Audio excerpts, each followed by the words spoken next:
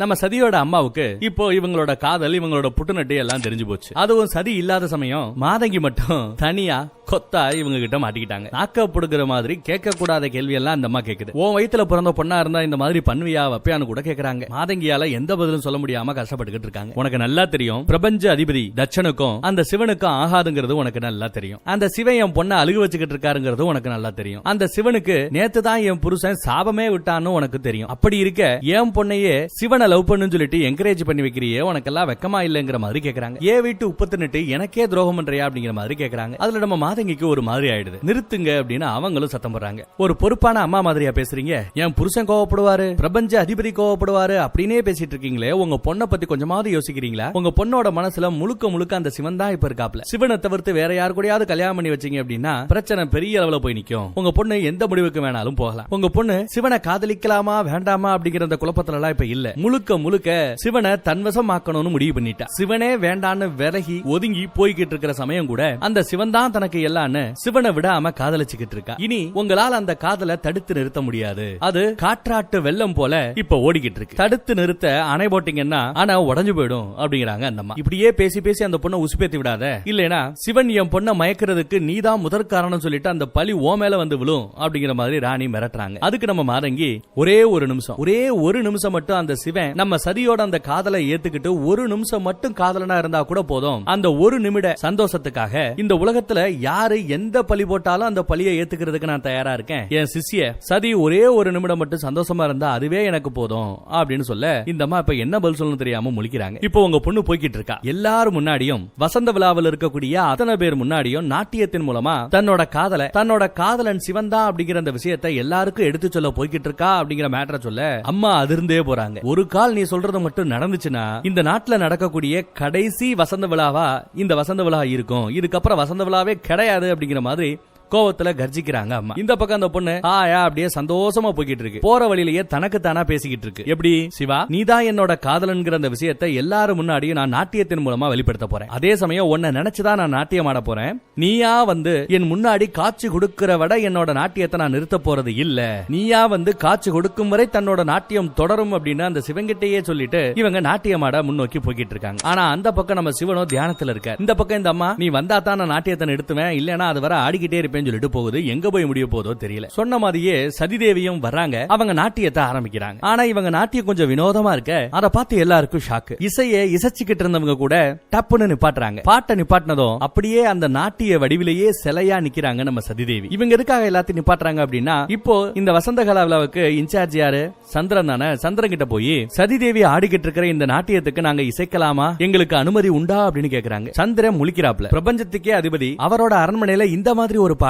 அதுக்கு அவர் ஒத்துக்க மாட்டார். ஆனா அதே சமயம் இசைக்கல அப்படின்னா சிலையாவே இந்த பக்கம் சதிதேவி நிப்பாங்க. அவங்க நாட்டியத்தை கைவிட மாட்டாங்க. என்ன பண்றதுன்னு தெரியாம சந்திரன் முடிச்சுட்டு இப்ப இங்க இருக்கிறது யாரு? சதிதேவி. அதனால அவங்க பக்கம் இருப்பேன்னு சொல்லிட்டு பரவாயில்ல வாசிங்க அப்படின்னு சொல்ல அவங்களும் இசைக்க ஆரம்பிக்கிறாங்க. ஒரு காதல் பாட்டு. காதலி காதலனை நோக்கி அழைப்பது போல ஒரு பாட்டு. நடன அசைவுகள் அத்தனையுமே தன்னோட காதலனுக்காகவே சதிதேவி இப்போ ஆடிக்கிட்டு இருக்காங்க. அதே சமயம் கொஞ்சம் லேட்டா அம்மா வராங்க மாதங்கியோட. இதுக்கப்புறமே இந்த நாட்டியத்தை தடுத்து நிறுத்த முடியாது அப்படிங்கறத புரிஞ்சுக்கிட்டு அந்த அம்மாவும் கொஞ்சம் அப்படியே என்ன பண்றது தெரியாம முழிக்கிறாங்க. சதியோ எதுக்கு இருக்கிற எல்லா பேரையும் மறந்து சிவனை நினைச்சு சிவனை அழைச்சு இவங்க அவங்க நாட்டியத்தை தொடர்ந்து ஆடிக்கிட்டே இருக்காங்க. ஆடி ஆடி ஆடி ஆடி ஓஞ்சு போய் அப்படியே தரையில விழுவாங்க. சிவன் வரல. ஆனா ஆடி ஆடி இந்த அம்மா களைச்சு போச்சு. கீழே விழுந்த சமயத்துல கூட ஆண்டவரே சிவா நீங்க வந்துதான் ஆகணும் அப்படிங்கிறாங்க. அந்த பக்கம் தியானத்துல இருந்த நம்ம சிவனுக்கும் இவங்க சொல்றது கேக்குது. நீங்க வந்துதான் ஆகணும், தரிசனம் தந்துதான் ஆகணும், அதுவரை என்னோட கால்கள் ஓய போவது இல்லை அப்படின்னு சொல்லி ஆட ஆரம்பிக்கிறாங்க. அதே சமயம் இவங்களுக்கு பின்னாடி அப்படியே பயங்கர பனியா வீச ஆரம்பிக்க அந்த பனி காற்றுக்கு மத்தியில நம்ம சிவன் தட்சனோட அரண்மனையில காட்சி தருகிறார்.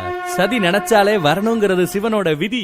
வந்து நிக்கிறார். மாதங்கிக்கு சிவனை பார்த்ததும் சந்தோஷம். மீதி எல்லாருக்கும் சந்திரன் உட்பட எல்லாருக்கும் சிவனை பார்த்ததுல ஆச்சரியம். என்ன நடக்க போதோ அப்படிங்கிற அந்த பயம். சிவனுக்கு பக்கத்துல அவரோட மூச்சு காத்து படுற லெவலுக்கு பக்கத்துல போய் நிக்கிறாங்க சதிதேவி. அப்படியே கேமராவை அந்த பக்கம் இந்த பக்கமும் சொல்லிட்டு விட்டு ரெண்டு பேரோட ஃபேஸையும் அப்படியே போக்கஸ்ல காமிக்கிறாங்க. சதியோட முகத்துல தான் புன்னகை தவழுது. சிவனோட முகத்துல துக்கமும் இல்ல, சந்தோஷமும் இல்ல, எல்லாம் எனக்கு சமம்ங்கிற மாதிரியான ஒரு ஃபேஸ் ரியாக்ஷனோட சிவன் எதுக்க நிக்கிற, மௌனமா நிற்கிறார். அடுத்த செகண்ட் பார்த்தா யாருமே எதிர்பார்க்கிற மாதிரி ஷாம ஷாக்கான ஒரு மேட்டர் நடக்குது. நம்ம சிவனே சதியோட சேர்ந்து நாட்டியம் ஆட ஆரம்பிச்சிடறாரு. ரெண்டு பேரும் சேர்ந்து அத்தனை பேருக்கு மத்தியில நாட்டியத்துல கலக்குறாங்க. அப்படியே ரெண்டு பேரும் மாத்தி மாத்தி ஆடிக்கிட்டு இருக்கிற சமயம் தான் நம்ம சிவன் அப்படியே ஸ்டெப்ப ஃப்ரீஸ் பண்ணி ஒரே ஸ்டெப்ல அப்படியே நின்னுட்டு எதுக்கு நடனம் ஆடிக்கிட்டு இருக்கிற அந்த சதியை பாக்குற, தப்பு பண்ணிட்டோமோன்னு ஃபீல் பண்றாரா என்னன்னு தெரியலங்க. அப்படியே பின்னாடி 4 ஸ்டெப் நடந்து போய் அந்த பனிக்கு மத்தியிலேயே மறைஞ்சே போயிடுறாரு. சிவன் போனதுக்கு அப்புறம் அந்த பனி புயலும் சேர்ந்து போயிடுது. சதி மட்டும் தனியா டான்ஸ் ஆடிக்கிட்டு இருக்காங்க. இன்னும் அவங்களோட நாட்டியத்தை நிப்பாட்டல, விடாம ஆடிக்கிட்டே இருக்காங்க. சிவனை நோக்கி தன்னோட நாட்டிய தவத்தை தொடர்ந்து பண்ணிக்கிட்டே இருக்காங்க. சுத்தி இருக்கிற யாராலையும் எதையுமே செய்ய முடியல. அதே சமயம் பிரபஞ்ச அதிபதி தட்சன் அரண்மனைக்குள்ள ஒரு என்ட்ரி கொடுக்கிறார். தான் பொண்ணு இந்த மாதிரி ஆடுறத பார்த்துட்டு சதி அப்படின்னு சத்தம் போடுவாரு. அதே சமயம் ஆடி போன அந்த கலைப்பிலேயே அப்படியே அந்த பக்கம் நம்ம சதி மயங்கியும் விழுகிறாங்க. சதிக்கு என்னாச்சு, தச்சன் இப்ப என்ன பண்ண போறாரு அப்படிங்கறதெல்லாம் இனிதான் நமக்கு தெரிய வரும். சதி மயங்கி கிடக்கிறத பார்த்து சதி சதின்னு கூப்பிடுறாரு. அவங்க கிட்ட இருந்து எந்த ரியாக்ஷனுமே இல்ல. என் மக மயங்கி கிடக்கிறா, என்னன்னு உடனே ஓடி பாருங்க அப்படின்னு சொல்ல, அதுக்கப்புறம் தான் அம்மாமாருக அக்காமாருக எல்லாம் ஓடி போய் சதி அப்படியே தூக்கி கொண்டு போய் அவங்க பெட்ரூம்ல படுக்க வச்சு அவங்களுக்கு வேண்டிய அந்த முதலுதவியை செய்யறாங்க. அம்மாக்கு பொண்ணு மேல பாசம் இப்பதான் பீறிக்கிட்டு வருது. காஷிப முனிவரும் காசிங்கிற இவரோட ஃபுல் நேம் காஷிப முனிவரா. சோ நம்ம காஷிப முனிவர் வரார். இவங்க பொண்ணை செக் பண்ணி பார்க்கிறார். வைத்தியமும் தெரியும் போல இருக்கு. என் பொண்ணு எப்படி இருக்கா அப்படின்னு அம்மா விசாரிச்சா இப்ப வரைக்கும் எதுவும் சொல்ல முடியாதுங்கிறார் அவர். எனக்கு கொஞ்சம் தனிமை தேவை, கொஞ்சம் எல்லாரும் கொஞ்சம் ஒதுங்கிருங்க அப்படின்னு சொல்றாரு. உடனே அறையில இருந்த எல்லாம் வெளியில போற சமயம் தச்சன் கிட்ட இருந்து ஒரு அழைப்பு வந்திருக்கு. யாருக்கு? சந்திரனுக்கு. உடனே அரண்மனைக்கு வாங்க, என்ன வந்து பாருங்க அப்படின்னு சந்திரனை கூப்பிட்டு இருக்காரு. ஏன்னா தான் இல்லாத சமயம் இங்க என்ன நடந்தாலும் அதுக்கு சந்திரன் தான் பொறுப்பு அப்படின்னு அவர் சொல்லியிருக்காரு இல்லையா, அதனால வந்தவன். இந்த பக்கம் பார்த்தா நம்ம தச்சன் கொஞ்ச நேரத்துக்கு முன்னாடி ஒரு நாட்டியம் நடந்தது. அந்த நாட்டியத்துக்கு இசைச்சிருப்பாங்க இல்லையா, அந்த இசைக்கலைஞர்கள் அவங்க எல்லாரையும் வர வச்சு சிவபக்தி பாடலை எதுக்கு பாடுறீங்க, சிவனுக்கு ஏற்ற அந்த ராகத்தை ஏன் ஏற்றுனீங்க அப்படின்னு சத்தம் போடுறாரு. அவங்களோ சிவன் இல்லாம சங்கீதம் ஏதுன்னு கேக்குறாங்க. நீங்க பெரிய இசை கலைஞர்களா இருக்கலாம், உங்களோட இசையில மயங்கி என் பொண்ணோ அந்த சிவனோ கூட வந்து நடனமாடிட்டும் போயிருக்கலாம். ஆனா என் தயவு இல்லாம உங்களால வாழ முடியாது, நீங்க எனக்கு துரோகம் பண்ணிட்டீங்கிறார். உங்களுக்கு என்ன தண்டனை தெரியுமா அப்படின்னு கேட்க, அதுக்குள்ள அந்த கலைஞர்கள் எல்லாம் காலில் விழுந்து எங்களை மன்னிச்சுக்கங்க அரசே அப்படின்னு கெஞ்சுறாங்க. எங்க மேல எந்த தப்பும் இல்ல, நாங்க பர்மிஷன் கேட்டு தான் செஞ்சோம் அப்படின்னு சொல்றாங்க. இது பர்மிஷன் கேட்டீங்களா? சிவராகத்தை பாடுறதுக்கு என் குடும்பத்துல இருக்கிற யாருமே ஒத்துக்க மாட்டாங்களே, யார்கிட்டயா பர்மிஷன் கேட்டீங்கன்னு கேட்டா சந்திரன் கிட்ட தான் பர்மிஷன் கேட்டோன்னு தகவல் வருது. அதனாலதான் சந்திரனை கூட்டு விட்டுருப்பார் போல.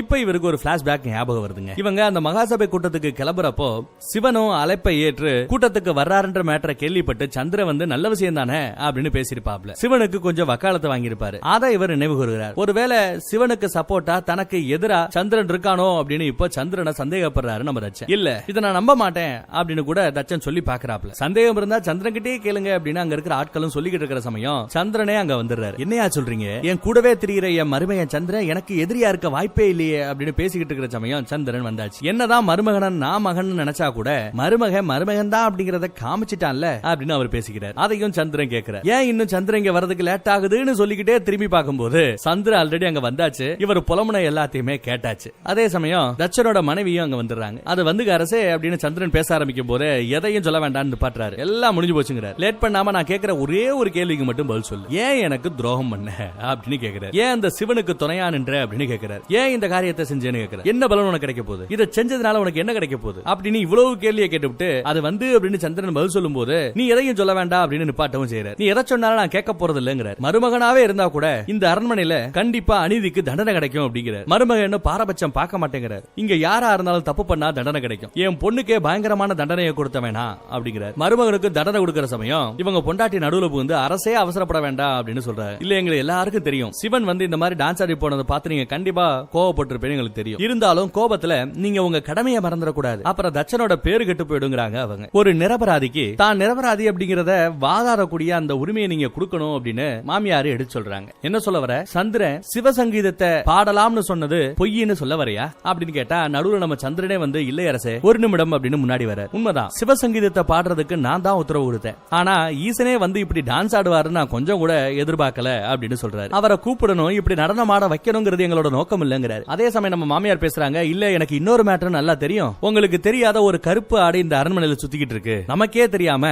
இதே அரண்மனையில சிவலிங்கத்தை வச்சு ஒருத்தி கும்பிட்டுக்கிட்டு இருக்கா, சிவன் தான் தன்னோட கடவுள்னு வேற சொல்லிக்கிட்டு தெரியுறா. இன்னைக்கு நடந்த இந்த அசம்பாவிதத்துக்கு யார் காரணங்கிறது எனக்கு தெரியும் அப்படின்னு சொல்றாங்க. அது யாரு என்னன்ற சொல்றதுக்கு முன்னாடி அங்க இருந்த இசைக்கலைஞர்கள் எல்லாரையும் வெளியில போக சொல்றாங்க. அந்த பக்கம் நம்ம காசிபதி ரிஷி எல்லாரையும் வெளியில போக சொல்லிவிட்டு சதியை தனியா ஏதோ செக் பண்ணிட்டு அதுக்கப்புறம் வெளியில வர. என்னாச்சு ஏதாச்சுன்னு அக்காமார்க விசாரிக்கிறாங்க. சுயநினைவு திரும்பிருச்சான்னு கேக்குறாங்க. ஏன் இப்படி பேயடிச்ச மாதிரி இருக்கீங்க, என்னாச்சு அப்படின்னு எல்லாரும் பயத்தோட கேக்குறாங்க. அதுக்கு நம்ம காசிப ரிஷியோ, இல்ல நான் பிரபஞ்ச அதிபதி தச்சங்கிட்ட உடனே பேசணும், அவரை வேகமா இங்க கூட்டுவாங்க, போங்க போங்க வேகமா கூட்டுவாங்க அப்படின்னு சொல்றாரு. சொல்லிட்டு மறுபடியும் சதிதேவி கிட்டே போயிடுறாரு. அந்த பக்கம் யார் அந்த கருப்பு ஆடு அப்படின்னு நம்ம தச்சன் கேட்டா, நம்ம சதி இப்படி எல்லாம் நடந்துக்கிற பொண்ணு இல்ல, நல்ல பொண்ணு. அவ மனசை கெடுத்து இந்த மாதிரி குட்டுச்சோரா ஆக்குனது எல்லாத்தையும் சொல்லி கொடுத்தது நம்ம மாதங்கி தான் அப்படின்னு மாதங்கிய போட்டு விட்டுருச்சு இந்த அம்மா.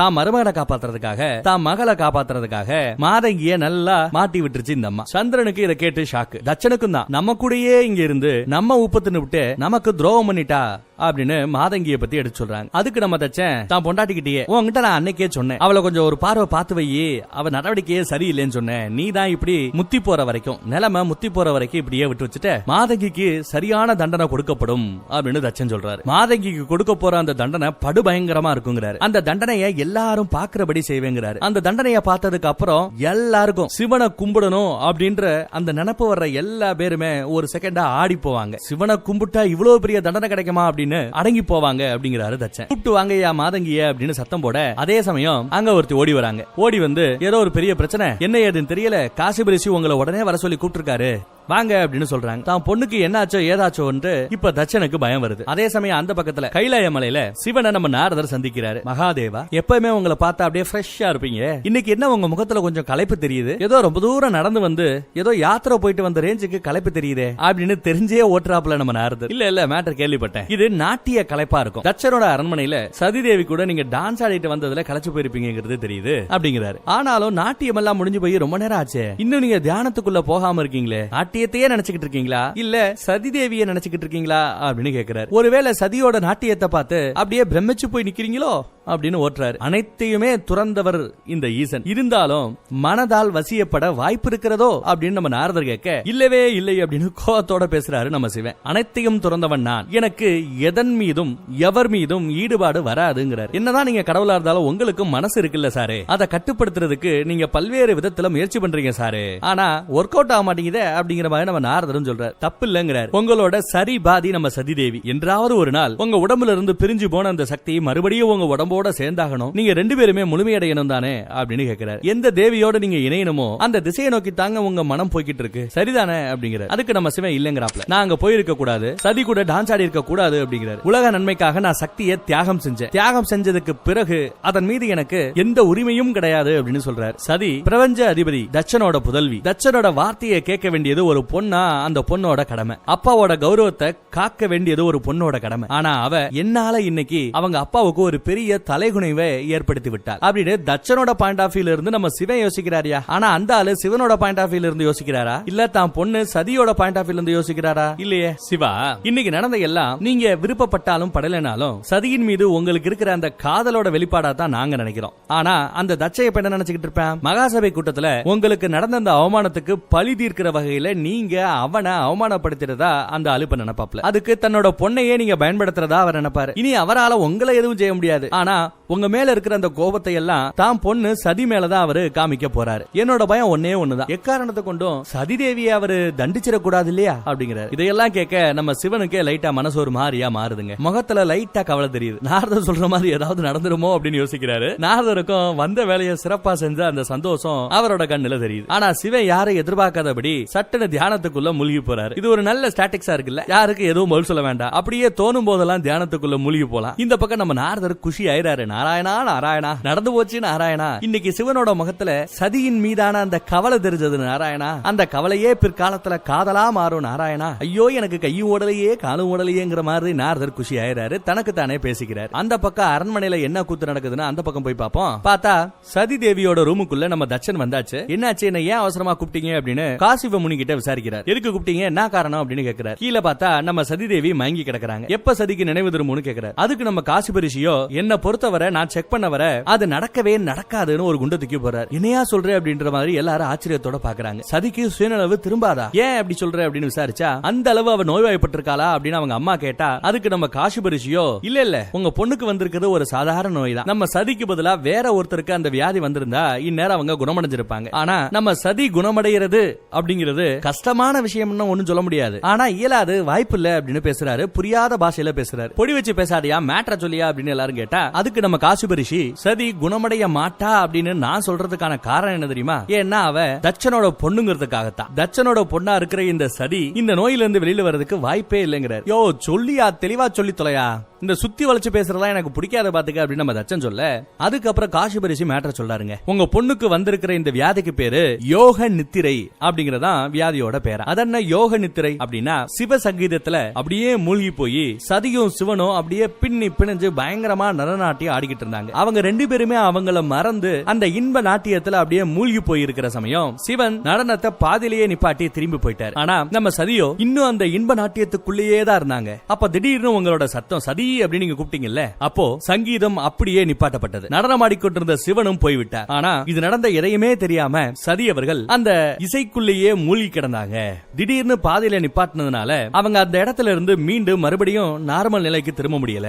அவங்க இன்னும் அந்த இசைக்குள்ளதான் மாட்டிக்கிட்டு இருக்கிறதா நம்ம காசிபரிஷி சொல்றாரு. நாட்டியம் ஆடுறது கூட ஒரு யோகம் தான், ஒரு தவம் தான். எப்படி தவத்துல மூழ்கி போனவங்க தன்னையே மறந்து அப்படியே தவத்துல பல வருடங்கள் கிடப்பாங்களோ, அந்த மாதிரி கிட்டத்தட்ட உங்க பொண்ணும் நாட்டிய தவத்துல மூழ்கி கிடக்கா, கோமா ஸ்டேஜ்ல கிடக்கா அப்படின்னு பெரிய குண்டை தூக்கி போடுறாப்ல நம்ம காசிபரிஷி. அடுத்து என்ன ஆகும் நெக்ஸ்ட் எபிசோட்.